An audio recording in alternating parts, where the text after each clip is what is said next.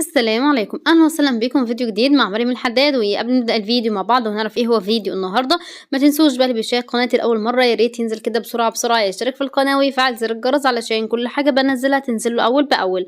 ويلا بينا بقى يا حبايبي الحلوين نبدأ الفيديو مع بعض ونشوف ايه هو فيديو النهارده، خليكم معايا. وزي ما انتم شايفين فيديو النهارده بقى يعني هنعرف مع بعض ايه هو سبب بقى رغاوي الزيت، وليه الزيت بيفور كده، او ايه سبب فوران الزيت، وايه السبب اللي بيخلي الزيت يفور ويعمل رغاوي كتير جدا جدا. وتكاد كمان الرغاوي دي من كتر ما هي بتفور ممكن ان هي تفور على البوتاجاز ولا قدر الله تعمل حريق او تضر اللي بيقلي البطاطس وكده او اللي بيستخدم الزيت. فطبعا دي حاجة خطيرة جدا جدا ومضرة لينا وبتعمل كوارث رهيبة جدا جدا جدا. ويلا بينا نعرف ايه هي الاسباب مع بعض. طبعا سبب فوران الزيت او غليانه بالطريقه دي وان هو يعمل رغاوي كتير جدا جدا ويخليه ان هو يفور بطريقه غير طبيعيه. وطبعا في كلام كتير جدا جدا حوالين الموضوع ده، وللاسف الشديد كلها هبد وكلها اشاعات ومش صح خالص. طب ايه هي بقى الحاجات الصحيحه؟ يلا بينا نعرفها مع بعض. هو السبب الرئيسي ليه فوران الزيت بالطريقة دي ويعني غليانه بطريقة بشعة، زي ما انتم شايفين كده وبالمنظر طبعا اللي هو مش طبيعي ده. وتكاد كمان الفوران ممكن يفور على البوتاجاز، وللأسف الشديد لا قدر الله يعني ممكن ان هو يتسبب في حريق او يتسبب في حرق اللي بيستخدم الزيت وكده. فطبعا السبب الرئيسي هو، ولا زي ما الناس ما بتقول، في بعض الناس بتقول ان هو ممكن يكون الزيت بايظ او ممكن يكون الزيت في ميه جه عليه ميه فعلشان كده بيفور بالطريقه دي او بيعمل رغاوي. طبعا كل الكلام ده غلط جدا جدا جدا. طب ايه هو بقى الصح؟ الصح ان احنا او حضرتك ممكن تكوني بتستخدمي حاجات سيليكون بالطريقه دي زي ما احنا شايفين. حاجات السيليكون دي بقى يعني ممكن تكوني بتستخدمي ايه، مصفى سيليكون.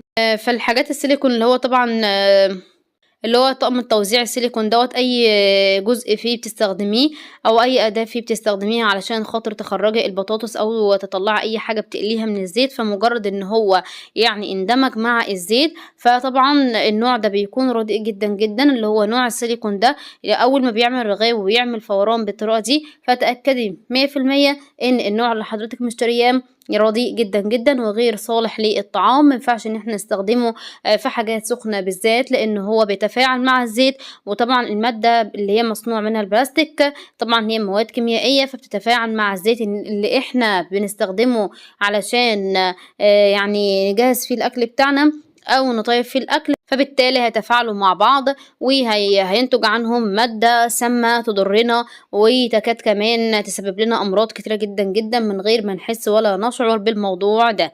فطبعا عرفتوا كده السبب الرئيسي معايا، وهو الطقم التوزيع السيليكون ده أي حاجة بنستخدمها فيه زي الأدوات اللي انتوا شايفينها دي فهو ده السبب الرئيسي للغليان وفوران الزيت بالطريقة اللي احنا شفناها في أول الفيديو. طب ايه بقى العلاج بتاع الموضوع ده علشان نمنع فوران او غليان الزيت مرة تانية معانا؟ بصوا انا بقى لما لقيت الموضوع ده كده صراحة بحثت عنه كتير، فطبعا قمت بقى ايه يعني شايله الزيت ده خالص، فضيته نهائي وغسلت الحله بتاعتي اللي انا مستخدماها للزيت. انا طبعا الحله دي طبعا هي حله اكل عادي وانا استخدمتها للقلي. فناس كتير ممكن تسيب الفيديو اصلا تقولي انت بوظتي الحله ومش عارفه ايه، لكن انا عجباني، مش شايفه انا بوظتها ولا حاجه. لان طبعا انا اصلا من النوع اللي بخاف من النار وكده وبخاف من القلي والزيوت وما كنتش متعوده على اعمال الاكل والكلام ده يعني. ففي اول الزواج قلت بقى ايه، لا انا مش هستخدم الطاسه واقلي فيها، انا هستخدم ايه الحله احسن لي وكده يعني، فعلشان تكون امان ليا. بس فالحل بقى الوحيد للموضوع ده طبعا زي ما انا قلت لكم ان انا ايه غيرت الزيت خالص وغسلت الحله بتاعتي كويس جدا ونشفتها وحطيت زيت جديد. والحل بقى اهو زي ما انتم شايفين ان انا جبت صفايه استانلس، والنوع دوت صالح للاستخدام بالذات لايه للاكل وكده. فاول صراحه ما استخدمتها زي ما انتم شايفين بصوا قلي البطاطس اهو طلع معايا بالطريقه دي، ما عملتش رغاوي، ما عملتش فوران، ما عملتش اي حاجه تاني زي ما كان بيحصل معايا في الاول. يعني الموضوع ده كان حصل معايا من اول الزواج، وانا ما كنتش عارفه السبب. يعني انا حاليا يعني خلاص اهو هتم سنتين زواج وما كنتش اعرف، يعني بقالي سنتين الموضوع ده بيحصل معايا. وما شاء الله يعني اكيد حصل تفاعلات كتير جدا جدا، بس سبحان الله يعني ربنا الحافظ.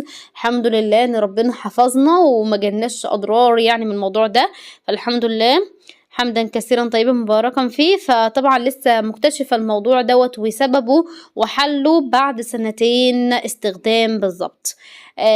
فهنا الحل هو الصفاية الستانلس بالشكل دون كده زي ما انتم شايفين، فهنستخدمها كده بالشكل ده زي ما انتم شايفين. واستخدمتها وقليت البطاطس بتاعتي، وطبعا يعني ما شاء الله ولا عملت لي رغاوي ولا عملت لي فوران، وطبعا استوت معايا وطلعت معايا البطاطس بالشكل ده. وطبعا كده يعني حليت المشكله اللي احنا بنواجهها، اللي كانت بتواجهني وطبعا بتواجه ناس كتير. واتمنى يعني اكون قدرت ان انا افيدكم واعرفكم السبب وكمان حل المشكله. وده يا حبايب قلبي كان فيديو النهارده، واتمنى الفيديو يكون عجبكم واستفدتم منه.